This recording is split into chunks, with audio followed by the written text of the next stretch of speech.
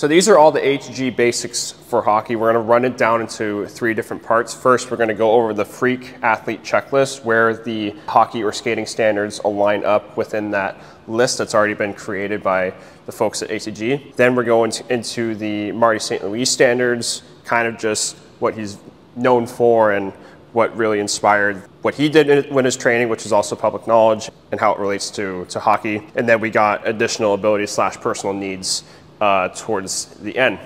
First thing to note with the freak athlete checklist is the primary 2 exercises are the ATG split squat and the seated good morning. We'll dive more into how they relate to the biomechanics with hockey as we get into it, but it's the same standards as sprinting. But secondly, the standards specifically are about 80% of body weight on both for right around 5 reps. Now there's additional standards on top of that with the Poliquin standards that you would have with the incline press and also the front squat. The incline press is 85% of your 1RM front squat, and the front squat is also 85% of your 1RM back squat. I would recommend having an upper body to complement the lower body standards. That way you have total balance between the upper and lower body, total structural balance that way.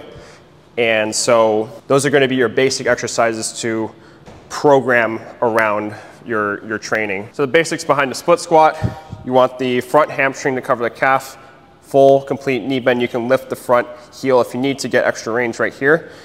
It's okay to keep the heel down as well. That gets a slightly different range. You want the back leg to be straight, and say you progress this to flat ground, you don't want it to touch the ground like this. You want to keep it above. You can start out, a lot of hockey players are going to have tight hip flexors, and so this will be actually much more beneficial for them, because it's not that they need help with the knee most of the time, except if you have an injury. It's that the hip flexors get so tight from being in this position right here that with your striding and skating, it's basically the same thing as sitting down, that is going to be more often than not the limiting factor in getting the range on this. So I actually sometimes go onto a step like this just to get a little extra stretch, because it's not for me, it's not a perfectly, I could definitely get more range with my back leg here and the back hip flexor. So I sometimes switch between some front foot elevation just to get into that back hip flexor. But when you are ready to get down here, you can add some weights. Dumbbells are the safest to load because you can just drop them if they're too heavy for you. I load with barbell on front just to screw around, and barbell on back also to screw around. However, those are not safe to fail in, comparatively speaking. So dumbbells are definitely the go-to option. There's also a way to use a cable. If you're going forward like this, you would have the opposite arm, opposite leg, and that would pull you in. That's also going to target the hips a lot. And so also one more difference is that you can use a wedge like this or any type of clamp board, and that will also target it. The comparable for hockey, it's 2 areas. When you're looking at a stride from this side angle, it's going to extend and also strengthen the back hip flexor from that back leg in a stride, but it's also going to target the front knee in the stride. So that's where the overlap is for hockey. Now let's talk about the seated good morning. Now when you compare the good morning to the split squat, this is actually going to help out the back end of your skating stride, more specifically with the upper hamstrings, glutes, and even the low back. This is primarily a low back exercise, but it does target a bunch more areas. That's how the 2 marry together. It's basically the same thing that you get with sprinting when you're looking to strengthen the longer ranges of the adductors, the groin, which very crucial for hockey, the upper hamstrings, the glutes, and especially the low back. Low back strength, and I'll talk about this later, is directly correlated with top end sprinting speed, which means it's correlated with top end skating speed. Every hockey player needs to be strong in both of those exercises. That would be the 2 areas to focus on. For me, I needed more work on my good mornings. My knees were in good shape, but my hips were in terrible shape. Now jumping into the Poliquin standards, your incline press would be at about 45 degrees.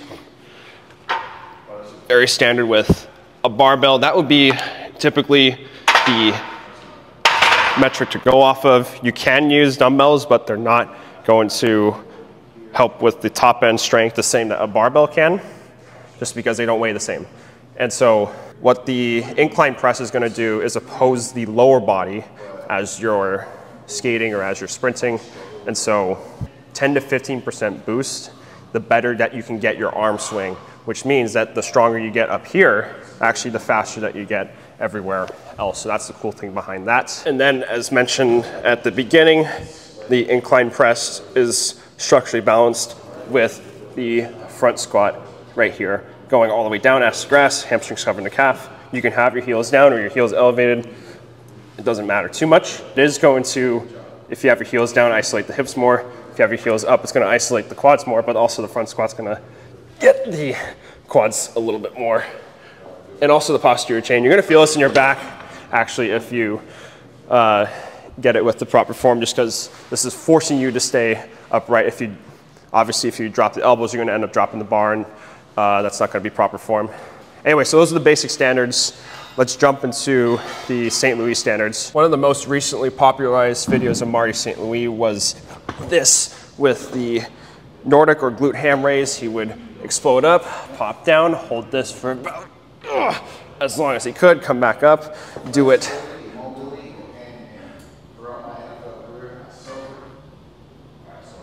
twice like that before fighting all the way back down. And your hamstrings as knee flexors are strongly associated with horizontal speed. You look at guys like Jonathan Edwards and Adam Archuleta, who also did this, all the folks with ATG as well. There's a reason that this is such a popular exercise. But here's the thing though, that the way that I got good at this was actually by not working on the Nordic. I actually did hamstring curls and back extensions, both of which you can do way more often than Nordics. Nordics you can probably, like the most I've seen people do is probably like twice a week, but that's an exercise that's like, you don't want to do every day. It's going to really stretch out the hamstrings and put you more at risk for injury. There's just certain exercises that are not very optimal to do daily. Unfortunately, the Nordic is one of them. What's cool with the hamstring curl is that you can actually play with multiple positions. You can have your toes point in, you can have them point straight, you can have them point out. You can also dorsiflex and plantar flex. There's many options that help you to balance out your hamstrings, and something that's very similar with the back extension. You can go single leg, you can go double leg, you can go twisting at the top, even though it may or may not do much. You also have the QL ability, but these two, between the leg curl and the back extension, the stronger you get at both of those, actually the Nordic comes pretty naturally from there. The only thing that may or may not be the same thing with a Nordic, if you don't actually practice it, is the eccentric, but definitely the explosion on the way up, I was lacking that. Like the first time that I was trying it, it was solely hamstrings. There was no low back or glutes within it. That's basically how you get better at it, is by strengthening the low back, and even with direct knee flexion like you get with the hamstring curl. If you're weak at those, I'd recommend hamstring curl and back extension, but if you can do Nordics, then definitely do them, because they're gonna like accelerate your growth. Now, another key St. Louis staple was deep squats with lots of weight. Sometimes he would use chains, sometimes he would use hooks, sometimes he would go deep like this, sometimes he would come back up at 90, sometimes he would stay up here, but point being is that he was using heavy weights on squats and training all his ranges. One of the clips that I found was he was using eccentric loading. So he would go down for 7 seconds before exploding back up, and this is with the hook variation. So it would load up. What the hooks do is that they load up heavier than your 1 rep max, and then as you reach a certain point, they detach, and then you can explode on up. And so that allows them to train the eccentric deficit. So that allows you to slow down. The better that you slow down, the better that you slow yourself down, the better that you can then speed yourself up. Deceleration is just as important as acceleration, and there's too much focus on acceleration in fitness nowadays that they forget the fundamentals of deceleration. So that's most of St. Louis' work with the lower body, aside from the sled, which we'll get into later. But a recent finding, actually, from a photograph is that St. Louis was doing these Powell raises off of the bench. He was pictured right in the middle right here, which means that he would come up and then work the way down. His trainer actually had most of his athletes, and this is shown with, I believe, guys like Max Pacioretty, Kevin Shattenkirk, Jonathan Quick. They were doing rotator cuff work. They would do things like Cuban presses. Then you had St. Louis doing things like Powell raises. And so actually, this is why I have put the rotator cuff work inside of the St. Louis standards, just because that was part and parcel of his training. Like literally, there's a picture of it. So what you have with the Powell raise specifically is it's strengthening the outer delts, and this actually aids in your sprinting speed. This you want at about 10 to 12.5%, maybe more, maybe 15% of your body weight, anything between, I would say, 12.5% to 15% of your body weight. The cool thing with the Powell raise is that you don't have to keep it right there. You can have this at a higher incline. A good regression is that you can use this with an open band for band pull parts. That works something very similar. Now to focus on more of the rotator cuff, you have the inside of the back of the shoulder with the external rotator. And so what this does is help with the opposite motion of throwing, and it just essentially stabilizes the shoulder. To cover some more areas of the rotator cuff, you have a trap 3 raise, which you can do off of a bench or a back extension. Back extension is a little bit easier. There's tons of variations with this. You can go like right here with it. You can do a Cuban raise to press and then fighting on the way down. Likely with this, for most people, is that it's going to be the weaker one of the 3 between the external rotator, Powell, and then this. You can use this with a cable. You can have it just on the bench. You can have it with a Cuban raise too. Do it off a back extension. They're all different. They're all great for the rotator cuff. But what this does differently compared to the other 2 is that it targets the lower of the trap muscles, which is often harder to get comparably to the other ones. There's plenty of trap 3 exercises, but this is the one I find myself time and time going back to, and it's also very measurable, much like the other rotator cuff work. Like I said, standard's about 15% of your body weight if you want to pursue high levels of hockey, or you keep it at 9.8% of your 1RM bench press. So the last of the main 4 rotator cuff stuff I work on is the face pull. Many ways to do it. You can have a pronator like this. You can have it gripped right here. You can have it gripped underhand. There's kind of no wrong way to do this, but essentially what it's doing is it's helping you to squeeze the muscles, very similar to what you would get with the external rotator, except it's kind of like a short range version of that same thing.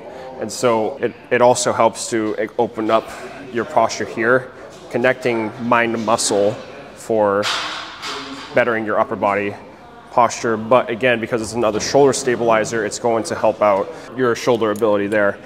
Now, like I said, there's no wrong ways to do this. You can even have a much larger implement, do something very similar there. Oh, speaking of different implements, you got your trap 3, you got Powell, we even got external rotator right here. So there's a ton of toys that you can do with the upper body, and that will actually help out to stimulate it even more. I'll talk about this more in the personal ability section, which we'll go into right after we talk about the sled. I know it's kind of weird that I'm just now talking about the sled, but there's like so much other things to go over. But this is such an essential for ATG training, and even I use this as my main form of conditioning and cardio now. Primarily forwards and backwards, although sideways is also part of the St. Louis routine. St. Louis was known for this. Like he was like a god with all things sled. He did it like all sorts of ways. There's a clip of him using it as a prowler, and then he would also push a sled at the same time, and then he'd be running, push the sled, and push it off to the side. He would do this kind of at the end of his workouts, which is like, that's one way that you can condition yourself. But yeah, he was an absolute beast at this, and that's what also could have contributed to his bigger legs, and also what helped me out. But you know, hockey also helps stimulate that same position too.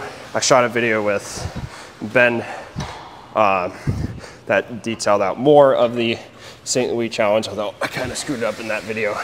Basically, it's like 50 yards forwards, and then you do 2 laps of that, then 50 yards backwards, do a couple laps of that, then another couple laps, 50 yards sideways, and then you'd take a break. There's so many things that you can do with this. It helps with rehab, helps with general conditioning.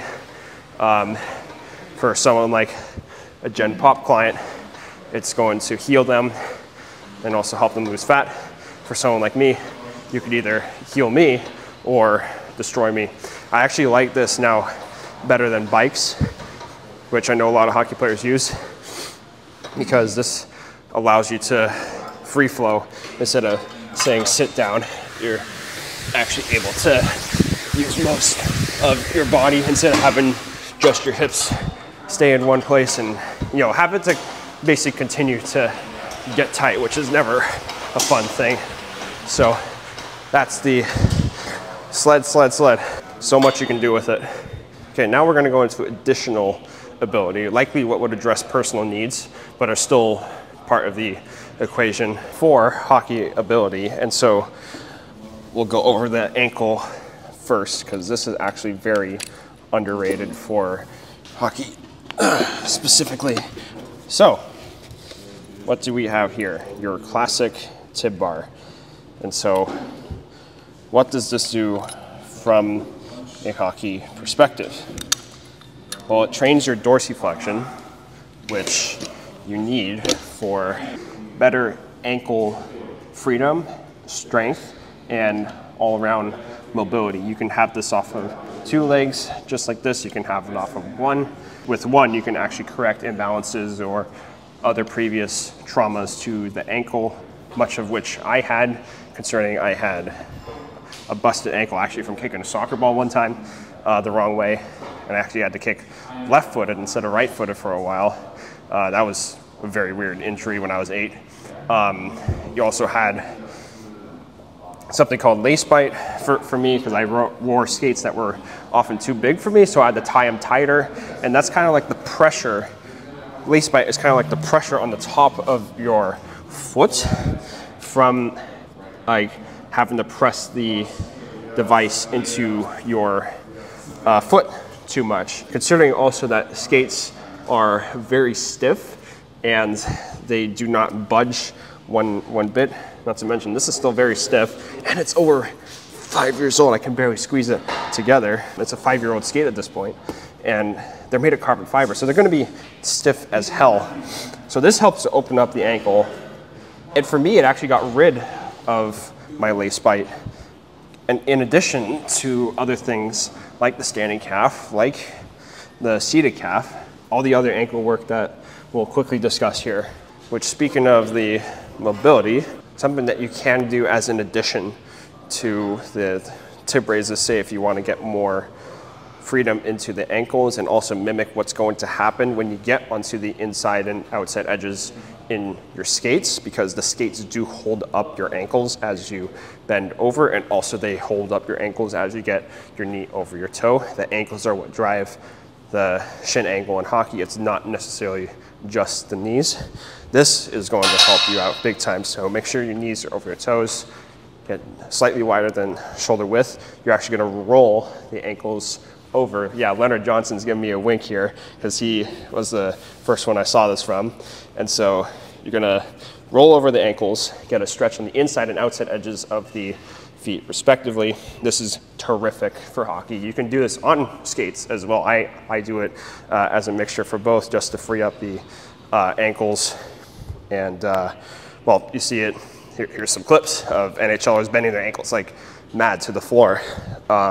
So you need to have the strength for it. You need to be able to handle your body weight there. Speaking of standards, tib bar is about 20% of your body weight minimum. This ankle rolling is about 3 to 5 reps per side, comfortably without any pain, be able to handle your body weight.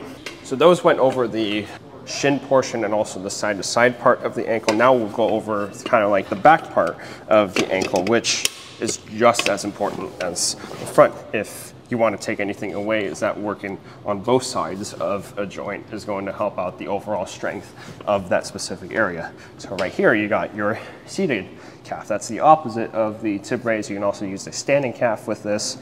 Standing calf is going to train more of the bigger muscle, the gastroc, which is what you may more often be familiar with as your calf muscle, but this gets your lower, deeper calf muscle called the soleus, which actually is directly connected to your Achilles tendon. And so muscles connect to tendons, which connect to bones. Ligaments connect bone to bone. This is your Achilles tendon connecting to your soleus. So the way you strengthen your Achilles tendon is by strengthening your soleus muscle. Achilles health is actually very, very underrated. Calf health and calf strength is actually very, very underrated in hockey. They will atrophy. The calves, the ankles will atrophy. They will get weaker in season just because your feet, remember, are stuck in those super tight, stiff boots. The ankles basically get no stimulus. This is the same problem that skiers have. Will get weak, and then when they come back to train, unfortunately, this has been a bigger trend than it probably should be. When they go back to train, their ankles will not be able to handle the load that their newly hypertrophied knees and quads have given them. And so they're not structurally balanced around their ankle, which means they're at more risk for injury. And that's been shown to happen time and time again. Every single offseason, there's an increase in offseason hockey player Achilles injuries. That should not happen. There is no need for any type of offseason injury, but even more so for that specifically. I think it's a trend that we do not want to continue to go down. And so every hockey player needs to train their calves like I would stress every day. You get a little bit of calf stimulus from the sled, by the way. So if you didn't have that, then you could use the sled. There's also body weight alternatives for standing, seated, and tib raises as well. But every hockey player, can't stress this enough, train your ankles, train the hell out of your calves. Make sure that you do not end up like these other players who get off-season injuries and have to rehab their Achilles for like years and years. In addition to every hockey player needing ankle training, they should also have this or a very similar type of machine. This is a back extension at a 45-degree angle. Low back strength, like I said earlier in the See to Good Morning clip, is correlated with skating speed. So the stronger you get your low back, the faster you become. There's a lot of stuff that you can get with the low back. Think of the See to Good Morning as the primary extensor or resisted of rounding the back. Whereas right here with the back extension, you have the primary rounding of the low back at the bottom. You also have things like the Jefferson curl. Here's Jacob Chikrin doing that. You want to be strong in both spinal flexion and spinal extension. There is no need to fear rounding the back. There is just the fear of having your ability not be strong enough, which would actually contribute to more injuries. Now, what I want to add here also is going sideways, in addition to other strength curves of the low back, which I've talked about before. But I haven't talked about this yet, which is the QL raise, where you're going sideways. This is targeting one of the lower, deeper back muscles on both sides. And this is responsible for torsional rotation. Oftentimes, if you're shooting a bunch of pucks, you're probably going to feel one side of your low back is going to be more sore than the other. There's a reason for that. It's because a muscle that connects to this, or maybe your QL directly, is going to be hella sore. So I talk about primarily back, side to side, and front when referring to the core of your body. This is really a core exercise. I don't really like that term because it's not really specific enough. The hip flexors are the other front part of it. We'll go into that when we talk about the hips. But the side to side part, which is also equally as important, this QL raise directly addresses that. You want about 25% of your body weight or more for 10 reps very comfortably with that. To close the loop on the back extension, there's also 90-degree back extensions. There's also reverse hypers. There's also all other types of low back work. You have your Romanian deadlifts, you have your snatch grip deadlifts, you have your regular conventional deadlifts, everything for your low back, the posterior chain. That is your engine. That is your main driver for your power. But you need to have the structural integrity first. So that's why this is equally as important as, say, something like a snatch grip deadlift for hockey. So now let's talk about the hips. This is actually going to be more focused on a mobility perspective because the strengthening part of the hips, I believe, is actually related to the low back work that you do. They are closely related to each other. Sometimes low back pain can be associated with something that's imbalanced in your hips. I believe that was the case for me. We'll discuss the mobility work when we get into that. But really, one of the only direct hip work that I do, if you want to call it that, as far as strengthening, is the hip flexors. This is one of the ways that you can do that. This is called a gar hammer raise. Really basic. I'm trying to get my elbows to my knees or my knees to my elbows, kind of flip things around there. When I pumped the hell out of my hip flexors, it wasn't always with this, it was sometimes with single leg hip flexor raises. But my main go-to for this was the reverse squat on the floor, pulling the cable to my chest, very similarly actually to what you'd have right here with the gar hammer. And so what this does is create a mind-muscle connection for your hip flexors, which I desperately needed, especially after injuring mine. So the stronger you get at this, the faster you skate actually, because your hip flexors are the thing that pick up your leg. The stronger you get at picking up your leg, the better everything up and down the chain can react. It also loosens you up. It helps out enhance your mobility because now your mind is connected to that area and you can properly control it. And there's plenty of ways to strengthen the hip flexors. This is very measurable. Same thing with the cable is also very measurable. Hip flexor raises, also very measurable. I like things that are measurable. Very easy to track, very easy to manage because of that. That's one of the good things to strengthen there. There's things that you could do like Copenhagen's, but kind of take care of it with the seated good morning as your base. Also ATG split squats help out the hips. Back extensions will help out the hips. QL raises can help to alleviate pressure there. If your hips are really bad, then sometimes a hamstring curl can help, but also the mobility from a deep squat will also help your hips there. Now let's dive into the extra mobility. So there's 4 primary mobility exercises that I use. This is the first one. Then you have things like the Jefferson curl. After that, you also have the incline pigeon and loaded butterfly. All that is going to help out not just the hips, but also several other parts of your body. For example, couch stretch is going to help alleviate pressure off the front side of the knee. Jefferson curl, if you do it off of a slant board, is going to help out the back side of your knee in addition to your low back, in addition to your hips. Incline pigeon, if you have back pain, is going to help out there, but it's also targeted primarily at your piriformis muscle. And then loaded butterfly, same thing. If you have back pain, it's going to help there. If you have knee pain, if you have a tight groin, that's going to help target it. And if you have direct hip pain, that's going to help with it too. All those are very measurable. Mobility standards are one thing on top of strength standards. So couch stretch is chest to wall. Incline pigeon is head to foot. Jefferson curl / elephant walk is wrists below toes.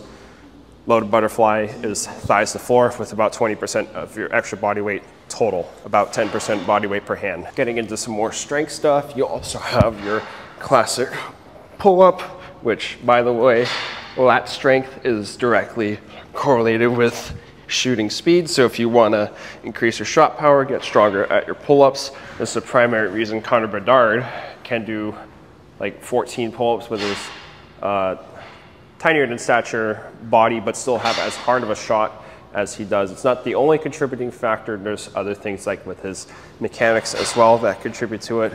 But overall lat strength, not only is it going to help out the integrity of your shoulder, much like the rotator cuff work, but it's also going to help your all-around hockey ability. Now, very similar to the incline press, we have the full range of motion dip, and I'm talking about stretching all the way down here, not just stopping at 90, embracing that extra stretch at the bottom. This is not a bad position for your shoulders, provided you have stable shoulders to begin with. If I had a player who just had like a 270-degree tear and, you know, could not move his shoulder at all, just like our good friend Ben Clearfield had with an NHLer last year, I would not make that player do this exercise because his shoulder is messed up. You got to fix it before you go deeper into it, which is why, again, the rotator cuff stuff is very important. Get good at the rotator cuff, and then this will be a much easier position to get into from there. But again, the dip, very similar to the incline press, is going to help out with this position, which means it's helping out the extension of your arm swing. It's also helping out your chest muscle. And I think it's also more of a respect to you owning your own body weight.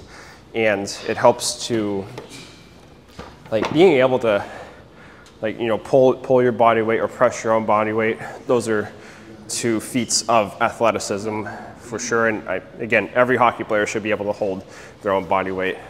There's plenty of back exercises, lat exercises, and chest exercises, including the bench press and the full range of motion there, including like flies. But these are kind of your two essentials in addition to the incline press, in addition to the rotator cuff work. Remember, it's ATG Basics for hockey. It's not everything for hockey. Now we're going to talk about neck. If you want to decrease your risk of concussions, then this is going to be something very important all around neck training. This is neck extension that I'm doing here. Every hockey player should be able to do this. We're in a contact sport. Necks are going to get flown side to side all the time. Actually, by the way, if you care about strength, the stronger your neck gets, the stronger your bicep gets, which means that things like a pull-up will get easier, and also bicep curls, whatever you want to do with your biceps, and they're also going to be able to look bigger because they're stronger and they can lift more, which means you get more. Anyway, you get the point. Neck training, this is a must for hockey. It's not the same category as like a split squat or a good morning in terms of the things in terms of the essentials to do structural balance around.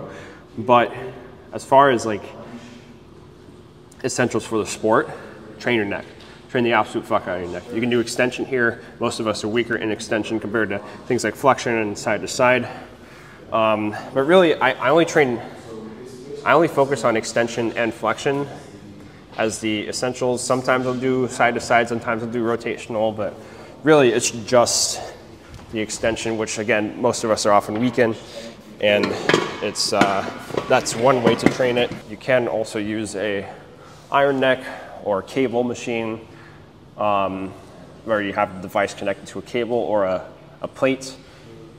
But again, train your neck. I can't stress that enough. That's going to help out your concussion risk. To finish off the strength category, you have wrist and elbow. Now, this is one of my favorite tools for targeting there. This is very similar to the calves of the upper body. That's one way that you can think of it. Grip, very important for the integrity of your wrists. You also want to work in the opposition of that. That helps with your overall stability of your hand, because when you're going to shoot, that's your last line of defense, let's say, or last line of ability for when you're taking your shot, much like the ankle is the last line of ability for your skating. So it's not that stronger grip means that you're holding onto your stick tighter. It just means that your hand can handle more resistance, your elbow can handle more resistance, your shoulder can handle more resistance. That way, the more force you put into your shot or into your skating, your body will be able to handle it. That's kind of like a basic message with all of this too. So like, you need to meet yourself at the exact areas and links that you are at, which means in a way too that there's no such thing as a bad exercise. Like if your biceps are weak in hockey, maybe at some point I'll have you do curls like that, or with a barbell. Might actually be more often with a Zotman curl, but you get the main picture. We're addressing the structural balance, the main two things to focus on as a hockey player compared to other people or other athletes. Then you see someone else who's mastered the strength standards in someone like a St. Louis, then you address your personal links. That could be ankle, that could be neck, it could be wrist and elbow, other things like that. And that's basically the basics of ATG 4.0. There's one more thing I want to talk about though, and I've already done a video on this specifically for hockey, but the concept of movement 0 is great for translating hockey movements when you don't have skates or you don't have any ice time to work on. The only difference that I talk about with any of the things that you have there is that you're striking with the heel to mimic on ice movements, because if you strike with the toe in hockey on ice or even on rollerblades too, it's going to slide off. You need heel pressure in order to move any type of way in hockey in order to have the stability that you need. So that's the only change that I would make.